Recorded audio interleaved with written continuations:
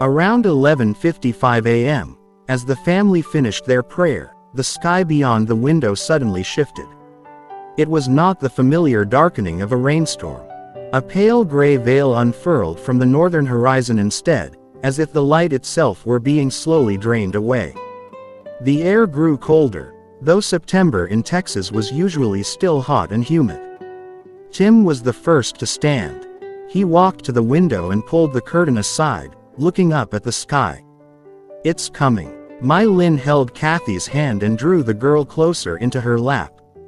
Hong and Thiem Lac stood beside their father, watching silently. Thuy remained seated in the corner of the sofa, her hands tightly clasped, but her eyes never leaving Tim and My Lynn. The first sign was a harsh crackling sound. The old battery-powered radio in the kitchen, one Tim had prepared earlier that morning, suddenly burst into static. The announcer's voice came through in broken fragments. G5 geomagnetic storm warning. Power grid, widespread outages expected, Aurora. Then it went silent. Everyone's phones vibrated at the same moment. A NOAA alert appeared. Severe G5 geomagnetic storm in progress. Power grid fluctuations possible. Aurora visible at mid-latitudes. Tim turned back to the room, calm. "We already unplugged everything and shut down the computers.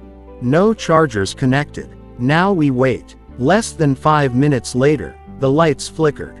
They dimmed and brightened again in uneven pulses. A low humming sound came from the electrical outlets and wires in the walls, a sign of geomagnetically induced currents (GICs). These powerful currents, created when Earth's magnetic field is violently disturbed, travel along high-voltage transmission lines hundreds of miles long. They can reach hundreds of amperes and overload transformers, machines so large and specialized that replacing them can take months or even years. Suddenly the lights went out completely. The room fell into darkness, lit only by faint daylight. Through the window, Tim immediately switched on an LED flashlight he had prepared earlier. Its cold white beam illuminated the faces around the room. Kathy pressed close to My Lynn with wide eyes, Hong and gripping her brother's hand. Thiem Lac staring out the window with quickened breathing. Thuy bowed her head, her lips moving in silent prayer.